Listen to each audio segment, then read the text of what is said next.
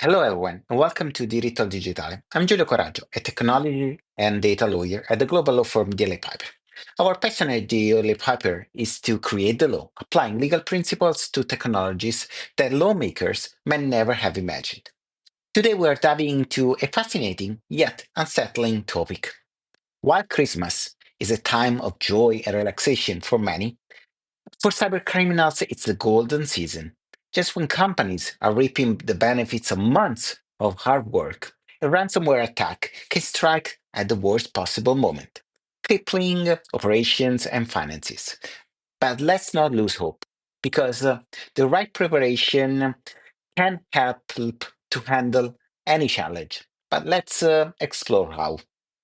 December often brings sparkling lights, gifts, and cyber attacks. Indeed, while many of us try to close out the year on a high note, cybercriminals, the so-called reductors, lie in wait for the perfect time to strike. Why Christmas? It's relatively straightforward. Companies, especially those in the retail and e-commerce sectors, typically generate most of their annual revenue in just a few short weeks, making them irresistible targets. At the same time, many employees might be distracted, thinking about their holidays and less careful in complying with the company's security policies. A ransomware attack during the peak holiday shopping season can be devastating. Imagine your systems going offline just when the sales are booming. Customers are unhappy and you are faced with a ransom demand. It's a Grinch like scenario in the realm of cybersecurity, only far less humorous.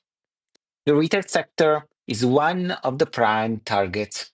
Transaction volumes skyrocket in December, so the opportunity for criminals to cause chaos and demand ransom payments increases proportionally. Companies may feel intense pressure to resume normal operations quickly, while they are more willing to pay up to sort things out. But retailers aren't the only targets. With the rise of remote work, people often connect to corporate networks from unsecure home or public Wi Fi networks, creating easy avenues for attackers to infiltrate systems. Ransomware remains in the weapon of choice. By locking your data, criminals leave you with a no-win decision: pay or lose everything. Every organization must ask itself one crucial question: are we ready to respond in time? Prevention is always the first step, but being truly ready to respond when things go wrong can make all the difference. Let's imagine it's December 24th and suddenly your company's networks are completely locked down. Employees are frantic, customers are furious, and orders are piling up unanswered. Many organizations might try to cut their losses by shutting everything off, hoping to halt the spread of any malicious software. But in doing so, they could also lose critical evidence that might have guided them toward a solution.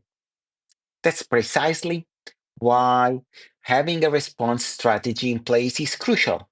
You need to know exactly how you'll call who you'll call for help, how you'll quickly analyze the situation, mindful of privacy rules and cybersecurity regulations around the world, including the upcoming DORA and NIS2 directive that are now going into place. You also want to be sure that anyone on your team understands their role, whether that involves contracting law enforcement, coordinating with legal counsels, or working with cybersecurity experts to stem the damage and restore operations. Once you have a handle on the incident itself, you must be prepared for potential negotiations with the redactors. This is where the legal counsels often play a pivotal role, making sure that any ransom payment becomes the last option on your table and can be done in any case lawfully. On top of that, you can't overlook the possible fallout with regulators, insurance companies, and anyone else might need to be informed. And if you have a cyber insurance policy, you need to be sure it actually covers these types of scenarios and that you are taking the right steps to file a claim. All these efforts become even more critical now that the NIS2 directive and the DORA regulation are tightening obligations on cybersecurity and cyber resilience. They demand swift incident reporting and comprehensive security measures. If you are unprepared, the resulting penalties can be financially and reputationally devastating. In the end, the lesson is straightforward. Christmas can remain a time of cheer only if you're ready to handle whatever crisis comes your way. And that concludes today's episode of Diritto al Digitale. I'm not trying to be a harbinger of doom, but cyber threats are a reality. And it's not just luck that keeps an attack away. My own family knows that a cyber incident impacting one of my clients might land on our table over the holidays. We just hope the client is in question has done their homework and is prepared to handle it. We'd love for you to be part of our ongoing discussions on the legal challenges posed by innovation. Feel free to send us your experiences, questions, and suggestions through the contact details that you can find at dlapiper.com. Your input helps and to build an informed and vigilant community. If you found this episode valuable, please follow us on your favorite podcast platform and enable the notification bell, so you don't miss any future episodes. Thank you for tuning in into Diritto al Digitale today. We look forward to having you join us for our next episode.